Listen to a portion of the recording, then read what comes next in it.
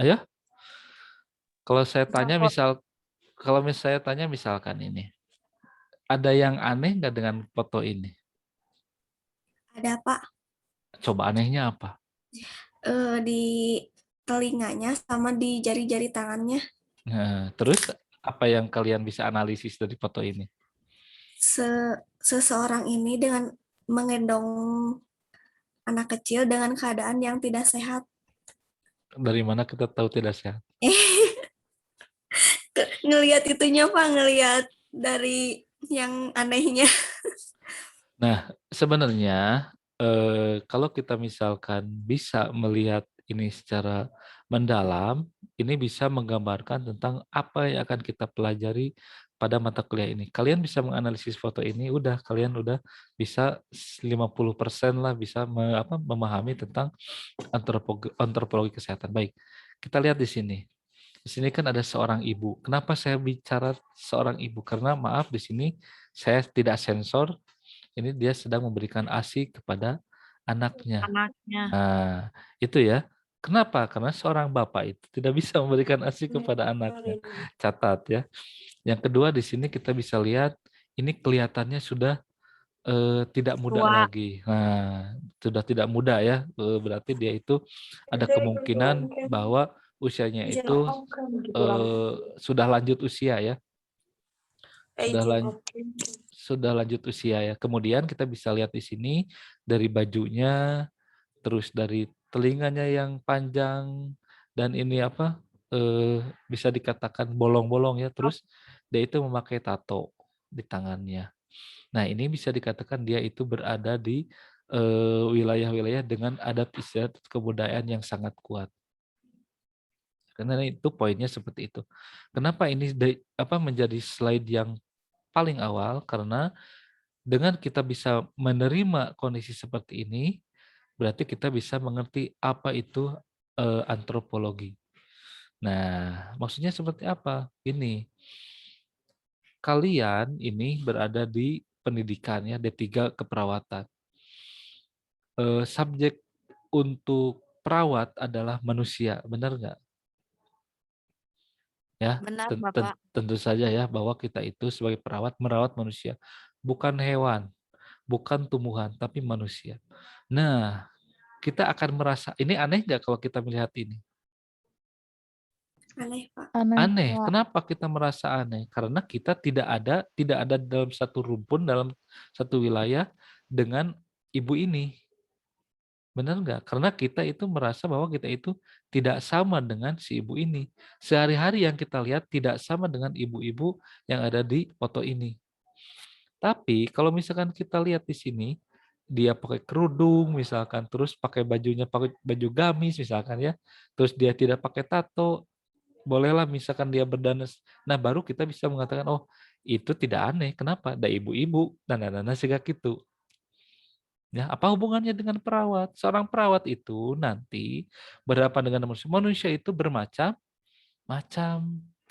Tidak hanya bermacam-macam bentuknya, rupanya, jenis kelaminnya, tapi latar belakang Ya, kebudayaannya berbeda-beda. Otomatis kalau misalkan budayanya beda, rupanya beda, sikap kelakuannya juga, perilakunya juga pasti berbeda-beda. Mungkin kalau misalkan kita lihat ini, kita merasa bahwa oh ini aneh. Tapi untuk tetangganya itu tidak aneh. Emang seperti itu. Ya kita bisa misalkan ngomong, wah ini tidak sehat. Kenapa? Seorang ibu-ibu yang udah lanjut usia, dia masih punya anak misalkan kan. Sedangkan kan untuk usia yang mungkin ini lebih dari 40 tahun itu termasuk golongan yang resiko tinggi untuk bisa punya anak kembali. Tapi siapa yang tahu ibu ini, apakah ibu ini tahu atau tidak? Yang mungkin si ibu tahu ini kan melayani suaminya dan punya keturunan. Ya terserah misalkan, badan-badan saya, suami-suami saya, anak-anak saya. Kenapa lu yang ribet misalkan kan? Nah, sebagai perawat apakah kita bisa langsung misalkan datang ke si ibu itu? Bu, misalkan ya, ibu teh kena ibu wawantunan gaduh putra deui misal. Misalkan itu bahasanya bahasa yang bisa dimengerti pastinya ya. Apakah itu akan bisa diterima kita sebagai perawat atau bisa petugas kesehatan melakukan edukasi kepada orang-orang yang ada di wilayah tersebut dengan cara yang seperti itu. Coba, bisa diterima kira-kira tidak? Tidak. Nah, terus apa sih Pak antropologi kesehatan? Sebegitu pentingnya seorang perawat bisa mengetahui apa itu antropologi kesehatan. Nah, kita belajar di sini. Kalau misalkan saya tanya, ini nggak usah takut benar atau salah ya. Saya tanya apa yang saya pengen ukur sejauh mana kalian bisa mengetahui tentang mata kuliah ini. Coba di sini siapa yang saya tunjuk aja. Mohon maaf sebentar. Eh Risa Rahayu coba. Apa yang ada di pikiran Risa ketika mendengar antropologi kesehatan? Risa, apakah Risa ada? Ini Pak ada. Nah, gimana? Apa yang ada di benak Risa ketika mendengar antropologi kesehatan? Yang lain nyimak ya. Boleh kita diskusi, jangan ngahulang wae. Ya, silakan Risa. Apa tidak ada di pikiran gitu? Tidak ada ide. Coba dengan tadi sebagai dapat pembuka dari saya membahas tentang foto yang ada di slide ini dan kira-kira apa sih kaitannya dengan antropologi? Apa sih antropologi yang yang diketahui oleh Risa bisa? Halo, Risa masih ada atau langsung Ini Pak ada. gimana apa menurut Risa antropologi itu apa? Ayo.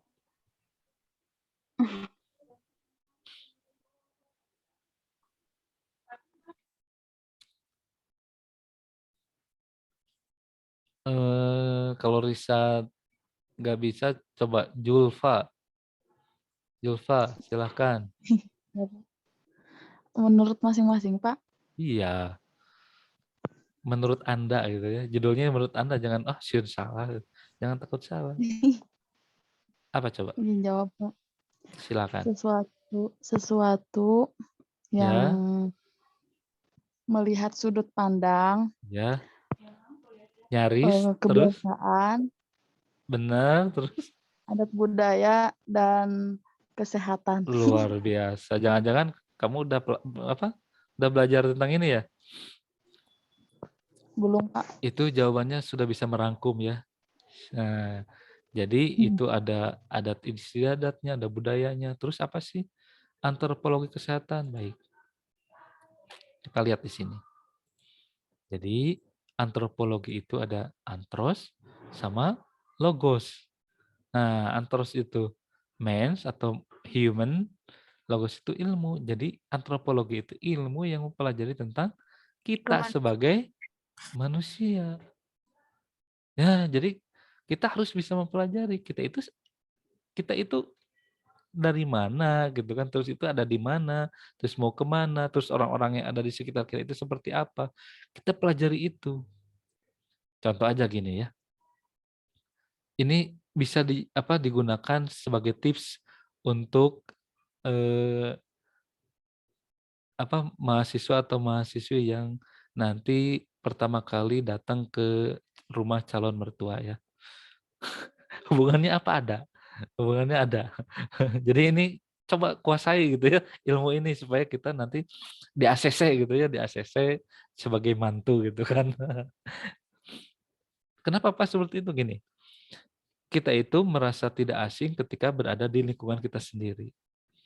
Tapi kita bisa jadi asing ketika kita berada di lingkungan yang tidak seperti lingkungan kita atau asing asing untuk diri kita. Seperti tadi kita kalau misalkan lihat orang-orang yang seperti gambar tadi, kita akan merasa aneh gitu kan.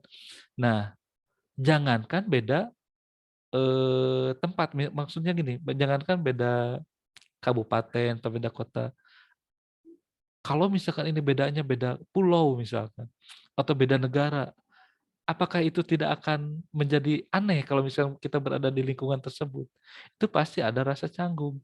Tong nu tebih lah, nu caket misalkan orang Garut ke orang misalkan Tasik, atau misalkan orang Garut ke orang Jawa misalkannya, atau orang Garut ke orang mana gitu ya. Kita misalkan mau mau ke tempat orang yang menurut kita itu akan menilai kita. Kita pasti akan berusaha beradaptasi supaya kita itu bisa diakui atau misalkan diapresiasi atau misalkan eh apa namanya itu ya, kita bisa diterima di lingkungan yang baru tersebut. Benar nggak? Jadi kita tidak bisa tidak mau kita itu menjadi asing di lingkungan tersebut. Nah, sebagai perawat, kita itu kan tidak hanya akan ditempatkan atau misalkan di tempat kita sekarang berada. Misalkan orang Garut di Garut, orang Bandung di Bandung, kita bisa juga misalkan kita keliling Indonesia atau bisa keliling dunia atau sebaliknya. Kita ada di Garut, tapi kan pasien-pasien atau orang-orang yang butuh pertolongan kita itu tidak hanya orang Garut. Bisa misalkan orang Kalimantan, orang Jawa, orang Medan. Kalau kita tidak mempelajari antropologi, kita akan merasa bahwa kita yang benar. Misalkan datang orang Medan, jual amak-amakan gitu kan. Bukan marah, emang nadanya seperti itu. Atau datang orang Papua, dia datang cuma pakai koteka misalkan, mohon maaf ya, jangan dibayangin. Atau kita dinas ke sana misalkan, itu seperti apa? Atau misalkan beda wilayah atau beda negara, apalagi seperti itu. Beda provinsi wae tos seueur bentena, bentenan poin misalkan beda negara.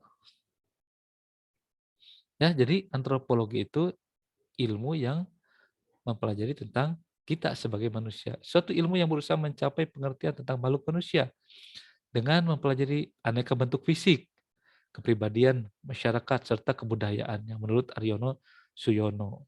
Atau ilmu yang mempelajari manusia dari sudut pandang cara berpikir dan pola perilaku, atau dari IGD Wiranata.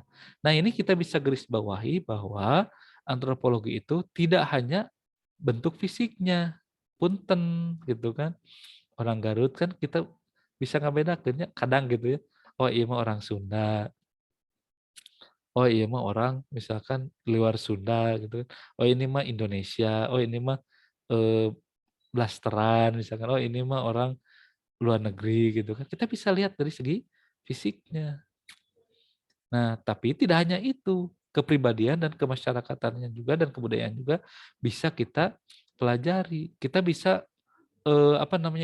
aware gitu ya. Kita bisa menerima kepribadian dan kebudayaan yang lain juga di luar yang kita pahami sehari-hari. Jadi itu antropologi. Gaduh calon mitoha misalkan orang Jawa, nggak ada kita pelajari budaya Jawa seperti apa. Dan namun misalkan orang Garut Garut deh gitu kan, asal kita bisa senyum manis gitu kan, nu tadina nanti gogorowokan jadi terus neng kumaha ka putra ibu teh, mohon ibu gitu kan, jadi lilis itu dah kita menyesuaikan diri kan. Kita juga kan jangan jauh-jauh ke calon mertua atau misalkan ke orang lain, ke pasangan kita aja misalkan awal-awal ketemu itu kan isin-isin ya Islami jadi ngisinkeun gitu. Awal-awal malu-malu, lama-lama malu-maluin. Ke teman-teman juga sama. Kita misalkan ini angkatan daring ini ya, mungkin di grup rame pas ketemu nah jadi asa canggung gitu kan. Oh itu si ieu teh nya itu. Mungkin nanti pas offline akan ada perasaan seperti itu. Makanya tong dikeluarkan jurusna sadayana. Apa yang harus kita lakukan? Harus bisa menahan diri, lihat situasi dan adaptasi. Lihat sekelilingnya kumaha bisik kieu ari di WA mah misalkan kita so asiknya gini ya. Woi pas datang nah jadi kieu jadi ngaharulang. Nah, jangan sampai kita seperti itu. Sebagai perawat juga sama. Kita ditempatkan dimanapun, kita berhadapan dengan orang manapun, kita harus siap. Kita harus nerima dengan segala perbedaan-perbedaan. Kenapa? Karena kita itu manusia. Tong boro-boro beda tempat, sarahim, beda mastaka, beda. Adi jeung lanceuk teh nya, ieu mah hayang kieu, ieu mah hayang kieu. Nah itu, Allah itu maha sempurna, maha suci. Allah menciptakan manusia itu berbeda-beda. Walaupun misalkan semuanya punya hidung, semuanya punya mata, tapi beda si A sama si B. Jarang ada yang sama kecuali kembar identik ya. Itu kuasa kuasa Allah. Makanya kita pelajari di antropologi. Supaya apa? Supaya kita bisa beradaptasi dengan lingkungan kita. Kita bisa diterima dengan baik. Nah itu ya. Kalau misalkan kita bisa diterima dengan baik, apapun yang kita masukkan yang akan kita berikan, tindakan-tindakan misalkan atau misalkan apapun itu untuk melakukan menaikkan derajat kesehatan masyarakat itu bisa diterima. Tentunya dengan ilmu-ilmu yang lain, misalnya dengan promosi kesehatan, dengan ilmu yang lain, misalkan dengan ilmu keperawatan-keperawatan yang lain, dengan bahasanya dan lain sebagainya. Ya, sampai sini bisa dimengerti nggak? Insya Allah, Pak. Allah Bapak bisa. Selanjutnya, Bapak, di sini kan kita garis bawahi ada budaya. Apa itu budaya? Budi dan akal. Menurut Kuncara Ningrat itu budaya adalah keseluruhan sistem, gagasan, tindakan, dan hasil karya manusia dalam rangka kehidupan masyarakat yang dijadikan milik diri manusia dengan belajar. Dan ini dilakukan secara berulang-ulang dan terus-menerus. Budaya Sunda apa? Budaya Sunda apa? Jaipong, Pak. Nah, jaipongan, gamelan, angklung, terus bajunya baju pangsi, pakai kebaya, ada batik, musiknya ada degung, kecapi suling. Itu budaya Sunda yang dilahirkan secara terus-menerus dan turun-temurun. Itu hak atau kekayaan intelektual ya. Ada gagasannya, tindakan hasil karya manusia dalam rangka kehidupan masyarakat menjadikan milik manusia dengan belajar. Selalu ada perbaikan-perbaikan dan itu dijadikan terus akhirnya jadi budaya. Terus Pak cenari bolos, terus ngope gitu kan, terus korupsi, apakah itu jadi budaya karena dilakukan? Jangan. Budaya itu harus yang positif, gitu ya. Jadi harus yang positif dalam rangka misalkan meningkatkan derajat kehidupannya. Ya gitu. Di Jawa Tengah beda lagi, musiknya misalkan ada beda lagi, terus bajunya beda lagi.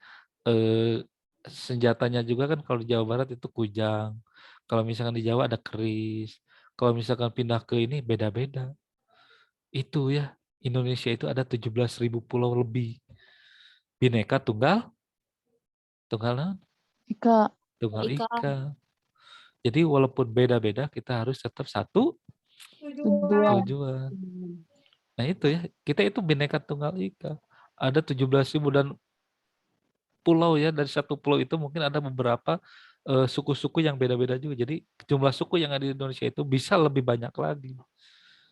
Dalam artian berarti keanekaragaman juga itu sangat terbuka di Indonesia. Selanjutnya, ada 7 unsur budaya universal, satu sistem religi atau upacara keagamaan. Nah ini seperti ini budaya. Ini kalau nggak salah itu di Bromo ya, di Bromo. Kalau nggak salah ini emang seperti Bali karena kalau nggak salah itu agamanya juga sama. Kalau kita ke Bromo, pernah ke Bromo belum? Belum Bapak, izin Bapak. Belum. Nah, Saya Bapak di mimpi. saya udah ya, saya udah saya udah ke Bromo. Jadi di Bromo itu hese neangan musola. Saya pernah ke sana, terus berangkat itu sekitar jam 1 jam 2 subuh, terus nyampe itu pas mau adzan subuh. Jam 4 jam 5-an, setengah 5-an lah. Jam 4-an lah nyampe dari bawah. Kenapa? Karena kalau ke atas itu kita harus pakai shuttle. Jadi bis itu di bawah. Kecuali kalau mobil pribadi itu bisa. Nah di sana itu ada Gunung Bromo. Kita itu kalau pagi-pagi itu nggak langsung ke kawahnya ya. Kita nggak langsung ke sini, tapi kita ada satu bukit yang kita bisa lihat sunrise ya. Jadi sunrise teh matahari terbit gitu. Jadi indah di bawahnya tuh apa namanya itu? ada apa lautan pasir, terus ada gunungnya seperti. Nah di tengah-tengahnya itu ada seperti pura lagi ya seperti itu. Ini biasanya digunakan untuk ibadah seperti ini. Itu budaya, itu nggak ada musola. Saya sulit sekali untuk mencari musola. Akhirnya saya tayamum karena cukup dingin dan airnya itu jauh lagi karena saya udah berada di atas dan sholat dia saya ayawe gitu. Mau seperti apa? Dan kita protes nggak bisa protes walaupun masih di Indonesia. Kenapa emang di sana lingkungannya seperti itu? Terus kalau saya itu pernah naik juga ke atas ke puncaknya, di sana itu ada kawah dan di bawahnya itu banyak sekali sesajen. Jadi sesajen itu dialungkan ke itu. Dibuang ke kawah dan seperti itu gitu ya. Budayanya di sana seperti itu. Saya nggak bisa protes kan si dia mau soal masih emang seperti itu. Seperti kita misalkan ada tamu misalkan, nah cenah di gigireun bumi teh menita aya gereja cenahnya. Mun aya nu kitu kumaha kan bisa riweuh gitu kan. Nah sih di kampung orang rek aya gereja nu salatna saha. Nah seperti itunya. Jadi budaya kita harus ngerti. Selanjutnya, maaf ya, ini jangan dibayangkan isinya. Jadi lihat kamarnya aja.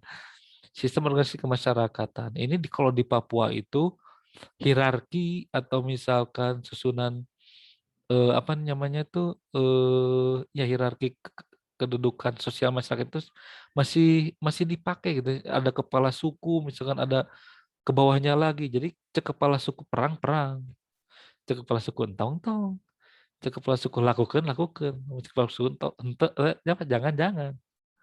Ini orang-orang Papua seperti itu. Kalau misalkan di kita, ya kita mah masih kene gitu teh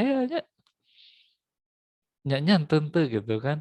Kenapa? Karena kita itu yang jadi kepala sukunya siapa kita itu? Teu ayah ibunya gitu. Bukan Pak RW gitu kan, bukan Pak RW. Berarti sekedar himbauan aja kecuali misalkan kalau kita punya rasa kemasyarakatan yang tinggi, insya Allah berarti itu juga sama. Cuma yang kita hierarki kita itu kan ayah dan ibu. Kalau di sana kan beda lagi. Makanya kalau di Papua itu kita dengar-dengar gampang sekali terjadi kerusuhannya, nyeranak panah, nyeranak tombak, dan tidak segan-segan untuk membunuh. Kenapa? Karena di sana itu masih menganut sistem kekuasaan, peperangan, kewilayahan seperti itu. Jadi misalkan eh, ada satu sukunya itu terluka, atau misalkan dianiaya itu pasti harus dibalas, darah dibalas dengan darah. Itu seperti itu. Jadi perang suku itu seperti. Jadi kalau misalkan ayah polisi, tentara, nudidoskan itu ya cukup ribet juga. Kenapa? Yang dihadapinya emang. Nah itu ya sekarang itu baru sudah mulai kita pemerintah itu memberikan edukasi, memberikan fasilitas supaya pemahamannya itu tidak kaku seperti ini. Kalau zaman dulu ya mungkin ini bisa dipakai. Kalau sekarang kan bukan lagi kekerasan yang kita pakai. Nah, sistem pengetahuannya juga beda-beda. Ada tempat misalkan eh, di satu tempat anak bayi itu serpantangannya misalkan Bali, kalian tahu Bali kan yang ada di pusar itu apa plasentanya ya, ada yang dikubur kan, ada yang dilarung gitunya dibuang ke laut. Ada banyak sekali apa itu namanya tuh pemahaman itu tergantung pengetahuan gitu kan, pengetahuan atau budaya atau kondisi di lingkungan tersebut. Ayo misalnya budak demam, ayo nu kudu ka dukun, ayo nu kudu ka dokter, ayo nu kudu di ruqyah dan lain sebagainya. Nah ini kan ada dimandikan di Sungai Mahakam. Nah itu ada kepercayaan bahwa bayi itu harus seperti itu, kudu dimandian gitu kan di sungai. Kalau kita lihat misalkan ini bayi baru lahir masih sensitif, ini airnya kotor, mungkin kita bisa berpendapat lain gitu kan.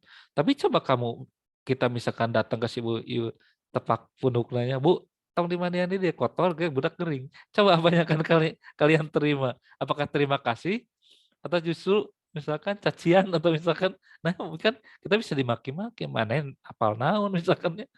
Di tempat ini masih sigaki. Di India itu si sapi itu suci. Kotorannya juga dipakai untuk bersuci kan, untuk agama-agama tertentu. Urang mah kan sapi diangon gitu kan. Di sana enggak. Coba kamu misalkan ke India, taekan sapi teh gitu kan. Siga di dia kan, siga kumaha menurut orang India gitu. Tapi kan itu juga di daerah, tapi kita harus menghormati apa namanya itu eh, pengetahuan atau misalkan eh, sudut pandang orang-orang yang ada di sana. Kita juga kan gini, kalau misalkan kita main ke NTT misalkan, atau misalkan kita main ke Indonesia Timur, kita misalkan lagi nyantai di halaman ayah bagong gitu kan, ayah babi ngelewat, kita bisa kaget gitu kan, nah sehingga ngukut hayam kan di sana seperti itu, di kukut nanti hayam, anjing, babi. Kalau kita misalkan di kampus, di halaman kampus, atau misalnya di halaman rumah kita, kalakung, bagong, atau babi, kan lain-lain.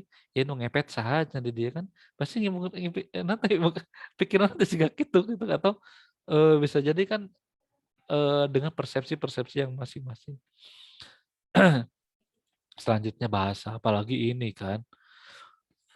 Bahasa ada yang bahasa Jawa, ada bahasa Sunda, bahasa Indonesia, ada yang di dalam negeri aja udah banyak sekali, apalagi dengan yang di luar negeri. Jadi bahasa ini salah satu yang urgent.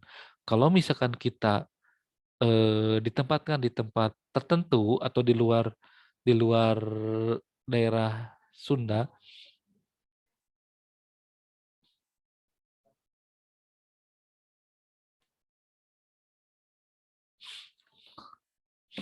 ya apa tadi? Kalau kita misalkan di tempat tertentu di luar wilayah kita, kita harus berusaha sebisa mungkin bisa memahami atau menguasai bahasa di tempat tersebut. Misalnya kita ke Jawa, kita ke Sulawesi, kita ke Medan misalnya. Apalagi keluar negeri. Jadi kalau misalkan kita itu sudah mulai ada kerjasama ya, kalau misalnya mau ke Jepang, kemarin ke Jerman kalau nggak salah ya. Silahkan kalau misalkan mau seperti itu. Mau keluar, tapi bahasa juga harus bisa dikuasai. Kenapa? Karena itu kunci. Bahasa adalah kunci. Gitu. Kunci apa? Supaya nanti kita bisa memahami maksud dari komunikan dan komunikator. Jadi informasinya nyampe. Jangan misalkan pakai bahasa Tarsan gitu ya. Misalkan kita gitu ya, jadi sebagai perawat. Naros misalkan ke orang pasiennya kerasan ngantos bahasa Sunda dan kita apa yang kita lakukan? Gini aja, pepeta gitu kan. Gitu kan? Nggak bisa seperti itu. Bisa jadi kan jambak terang itu, aduh gitu kan, kamu mah dengan atau misalkan, aduh saya sakit kepala. Nah, gini aja misalkan kan kita gini, oke, di Indonesia nggak ada masalah. Tapi misalkan ke satu wilayah, misalkan seperti ini dikatakan mesum. Hah? Terus misalkan gini, ini ya, gini. Kita kan kalau cewek itu andalan atau cowok gini cepat kan. Nah, seperti itu gitu kan. Nah, itu bisa jadi di tempat lain itu jadi sesuatu yang tidak boleh untuk dilakukan.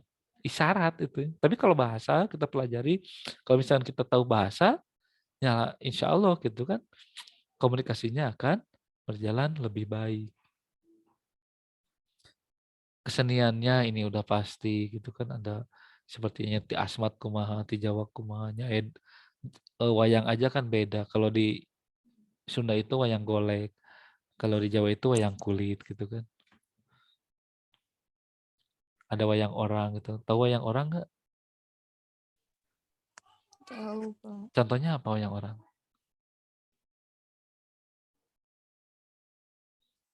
Contohnya apa wayang orang?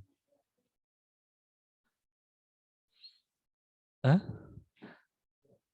Ya wayang, tapi pemerannya itu manusia, misalkan pakai ini bisa jadi seperti itu. Atau misalnya wayang orang itu gini, eh kita tidak mau melakukan sesuatu tapi terpaksa melakukan sesuatu karena instruksi orang lain gitu kan, itu bisa bisa dikatakan wayang orang ya. Jadi kita jadi wayang untuk orang lain, ada dalangna gitu. Nah, sistem mata pencarian hidup ada yang dari pertanian, ada yang perdagangan, ada yang industri seperti ini. Walaupun kita negara agrarisnya, tapi tetap kita juga berbeda-beda. Tidak semua orang pandai untuk bercocok tanam. Tidak semua orang misalkan punya keahlian dalam berdagang. Dan tidak semua orang bisa melakukan keterampilan untuk menghasilkan misalkan barang ataupun produk itu seperti itu. Teknologi dan peralatan. Nah ini pengolahan makanan misalkan. Kita itu mengenal goreng, rebus, kukus, bakar ya. Terus apa lagi? Bakar, Bapak. Banyak ya. Kita itu pakai arang, pakai kompor, pakai apa itu namanya itu apa lagi ya? Pakai panas ya seperti itu. Nah, oven seperti. Tapi kalau misalkan kita main ke Papua itu pakai batu, ya batu pakai masak gitu kan. Caranya seperti apa? Jadi batu itu mereka itu bakar dulu. Luar biasanya seperti itu. Batu nanti dibakar sampai panas gitu kan. Nanti dibikin dibikin lobang gitu kan, diisi batu-batu seperti itu. Nanti makanannya dimasukin ke sana, tutupan. Namun di orang masih dipepes di nu hawu lah gitu ya. Kalian mungkin nggak kebayang gitu kan. Pepes di apa ya, di sekam gitu seperti itu. Kalau zaman dulu itu masih banyak. Sekarang itu kan pepesnya nggak di oven, misalkan dikukus di apa kompor gas seperti itu. Jadi beda tempat, beda juga pengolahan dan peralatannya. Nah terus kesehatan apa? Kita pelajari tadi antropologi, kita belajar kesehatan. Nah menurut WHO, kesehatan adalah keadaan sehat sejahtera badan, jiwa, dan sosial yang memungkinkan setiap orang hidup produktif secara sosial dan ekonomi. Nah, sehat itu berarti keadaan sejahtera, sehat, badan, jiwa, dan sosialnya. Bisa jadi misalkan kelihatan dari luar, wah sehat sih teh, jag-jag gitu kan, jalan normal. Tapi ternyata batur ngobrolnya rira, surah-surinya rira gitu kan, atau huleng-huleng gitu kan, atau pidato atau pupugu. Bisa jadi secara fisik dia sehat, tapi secara mental dia sakit. ODGJ, orang dengan gangguan jiwa. Yang paling ringan itu patah hati ya. Kelihatan gitu ya. Serasa dunia itu hancur. Yang kemarin itu dunia serasa milik berdua ya. Yang lain ngontrak. Itu diputuskan atau misalkan diselingkuhin gitu ya. Ari cina deket yang abe, ari kawin yang batur gitu kan. Terus kan dunia itu serasa udahan gitu ya. Ya enggak? Benar nggak sih? Oh, pengalaman berarti yang ibu ya, berarti pengalaman. Ya. Nah, itu berarti kita sedang sakit secara mental. Nah, mau ujian misalkan, oh nggak enak makan, nggak nafsu makan dan lain-lain sebagainya. Nah, itu secara mental itu terganggu. Fisiknya ini. Ada lagi misalkan dia itu secara fisiknya itu tidak itu. Apakah itu bisa dikatakan sehat? Sehat itu harus secara jiwa dan rohani, badan dan jiwa dan sosialnya, dan kita bisa produktif secara sosial dan ekonomi. Jadi apa itu antropologi kesehatan? Nah ini menurut Hasan dan Prasad itu cabang ilmu mengenai manusia yang pelajari aspek-aspek biologi dan kebudayaan manusia dari titik tolak pandangan untuk memahami kedokteran, aspek sosial kedokteran, dan masa-masa kesehatan manusia.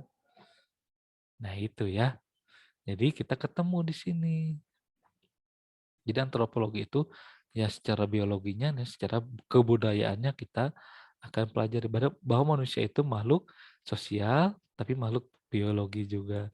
Nah itu ya, sampai sana ada yang ditanyain lagi nggak?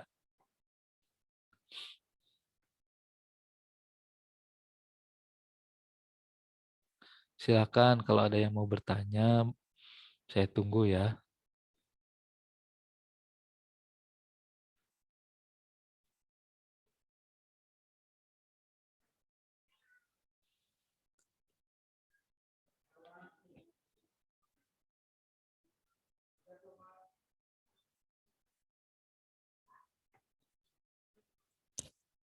Jadi kalau misalkan saya kembali ke sini, mohon maaf, kita kembali ke sini, berarti sekarang kalian harus bisa membayangkan gitu kan, bahwa ternyata manusia itu bukan hanya kita.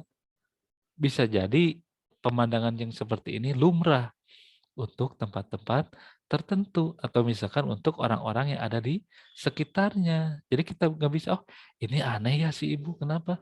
Ini udah tua, masih menyusui, misalkan, terus dia itu kok tatoan, nah kok kupingnya seperti itu, kenapa bajunya seperti itu?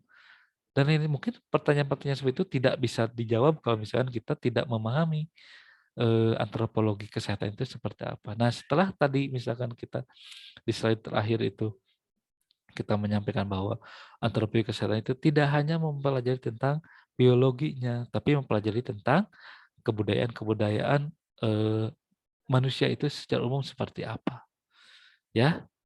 Jadi ini mungkin wajar kita kalau misalkan diturunkan di tempat seperti, oh iya kita perdalam dulu kenapa ini masih misalkan punya apa namanya itu, masih mempunyai anak gitu kan, masih menyusui seperti ini, terus misalkan kenapa bajunya seperti, kenapa misalnya pola asuhnya seperti itu.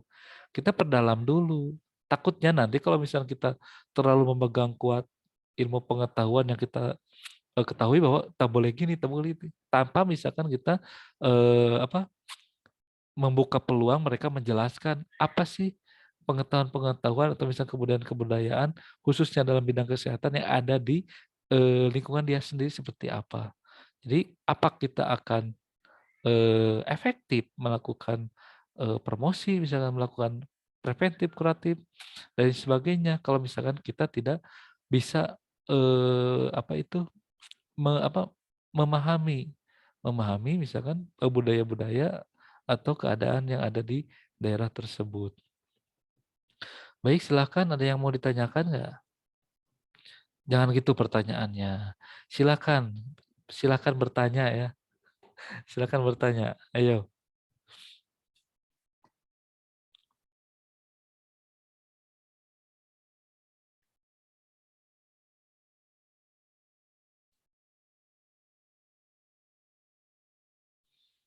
Silakan.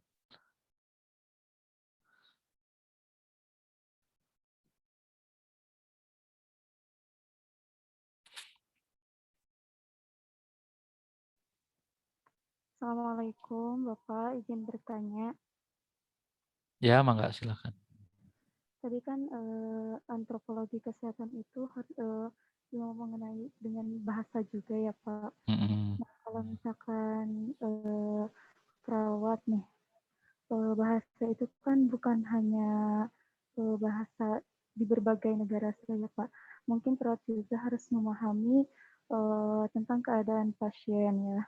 Mm-mm. Seperti pasiennya yang mengalami kayak apa kena bicara yang kayak kelainan gitu Pak gini.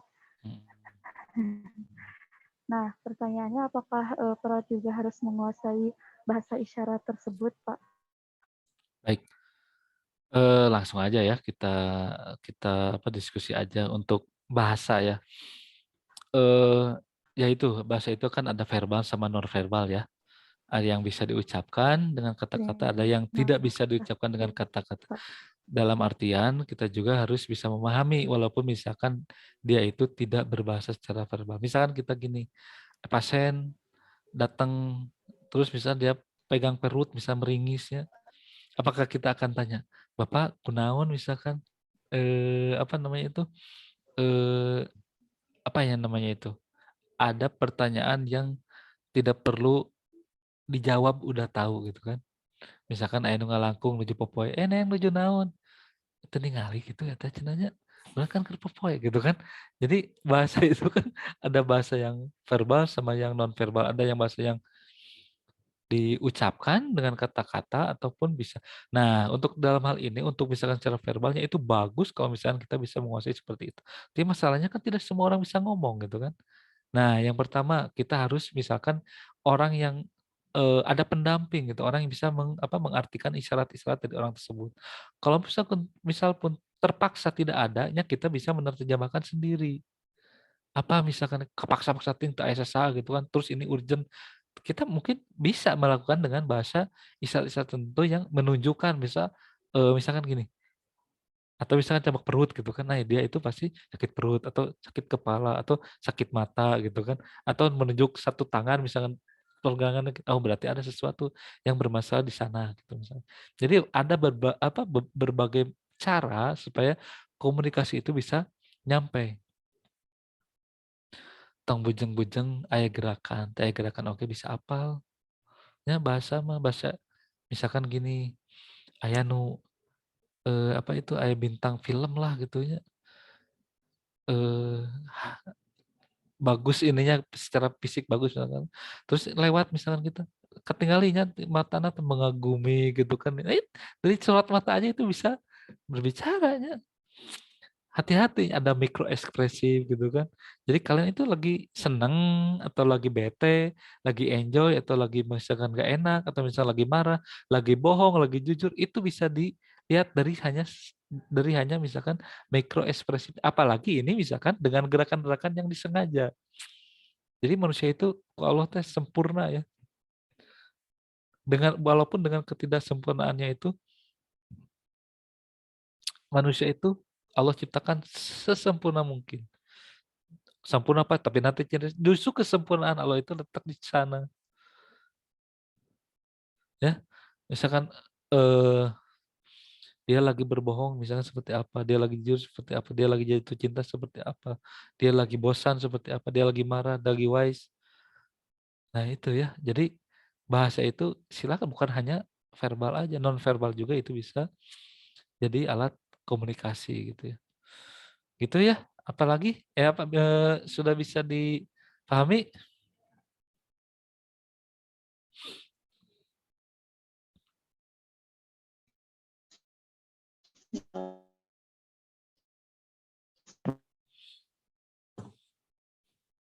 Ya, ada yang lain? Silakan.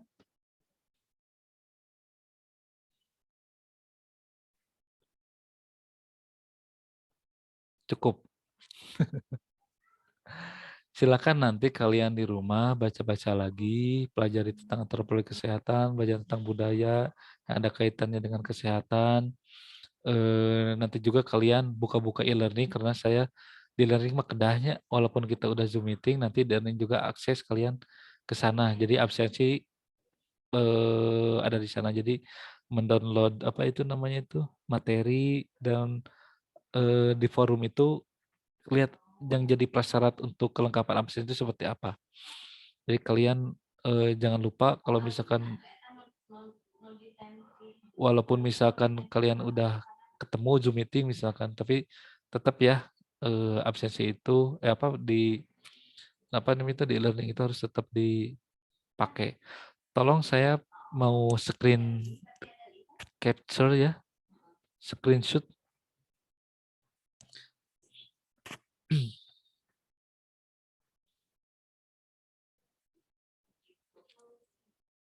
Saya hitung sampai 3. Bismillahirrahmanirrahim. 1, 2, 3. Sip. Saya share.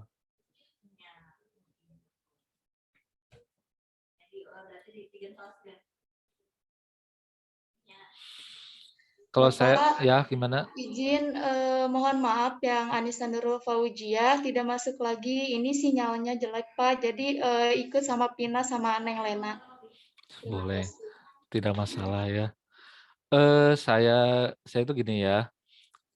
Kalian itu udah dewasa lah ya, udah gede lah, udah tahu mana yang benar, mana yang salah. Kalau saya lebih gimana ya, kalau misalkan mau serius harus gitu ya. Kalau misalkan nggak serius ya tanggung sendiri gitu ya. Kalau misalkan mau kuliahnya misalkan kenwe dan non Zoom meeting iya, Zoom misalkan di mutenya dianya kemana itu terserah, yang jelas nanti kalau misalkan ujian pasti saya ngambil dari materi-materi yang sudah saya pakai gitu ya, yang sudah saya sampaikan. Kenapa? Karena eh, dari RPS misalkan dari bahan-bahan yang akan disampaikan itu sudah disesuaikan dan nanti ujian-ujian juga Saya ngambil dari sana. Jadi kalau misalkan nanti ada yang jelek nilainya, ya itu tanggung sendiri. Saya nggak bawel ya, mau misalkan kalian mau off cam region ke mana gitu kan, off cam ngedengerin ya alhamdulillah nggak ada masalah gitu. Saya kembali lagi sama kalian gitu kan, kalian udah gede lah gitu ya. Saya juga nggak mau misalkan, ayo anak-anak gitu kan, kan bukan anak-anak, bukan anak-anak lagi, kalian udah remaja, udah tahu lah mana yang benar, attitude-nya, misalkan sikapnya, mau ke saya, mau ke siapapun itu. Saya bukan orang yang mau dihargainya, itu malah terserah mau menghargai atau enggak. Cuma saya gini, ilmu itu bukan berasal dari dosen. Ilmu itu asalnya dari siapa? Allah yang ngasih hidayah misalkan dari penelitian sebelumnya. Ya. Nah, kita itu sedang memberikan sesuatu yang bisa dibawa sampai ke dalam kubur gitu kan. Sesuatu yang bisa dibawa ke dalam. Kenapa? Ilmu pengetahuan itu sangat mulia di mata Allah. Yang mempelajari, yang memberikan ilmu, yang niat itu pasti dapat pahala. Jadi kalian itu jangan merasa bahwa kalian sia-sia. Nanaunan enggak. Jadikan misalkan pertemuan ini sesuatu untuk menambah nilai tambah buat kalian. Ya, terlebih misalkan orangnya yang ngasih ilmu itu seperti apa? Saya tamada biasa aja ya terserah gitu kan. Itu yang jelas gini, attitude kalian itu akan mencerminkan nanti ilmu yang seperti apa yang akan kalian dapat. Boleh, saya nggak ada masalah mau doaan, mau tigaan, mau oke, mau enggak, mau goleran, mau ditinggalkan. Termasuk terserah gitu kan. Mangga, cuma saya titip seriuslah dalam menimba ilmu. Jangan asal aya kewajiban we, asal aya we, jangan seperti itu. Rugi. Berarti kalian tidak sesuai dengan niat kalian kalau misalkan kita hanya sebatas seperti itu. Jadilah gelas yang terbuka. Saya selalu gelas kosong yang terbuka. Kenapa? Kita pasti akan haus akan ilmu pengetahuan. Ya, jangan sia-siakan waktu, jangan sia-siakan kesempatan. Orang tua yang sudah membayar dengan susah payah, misal. Segampang-gampangnya mencari uang itu kan tetap harus ada usaha. Kita harus respect seperti itu. Caranya seperti apa? Ya, belajarlah semaksimal mungkin. Ya, kalau misalkan tidak ada pertanyaan lagi enggak? Cukup aja. Cukup. Nah, kalau misalkan cukup, saya akhiri aja pertemuan hari ini. Silakan kalian pelajari lagi, RPS-nya udah ada. Saya ucapkan terima kasih untuk yang bisa hadir dengan baik. Mohon maaf untuk segala kekurangannya, segala kelemahannya. Saya tutup pertemuan ini dengan mengucapkan alhamdulillahirrahmanirrahim. Assalamualaikum warahmatullahi wabarakatuh. Waalaikumsalam warahmatullahi wabarakatuh. Assalamualaikum warahmatullahi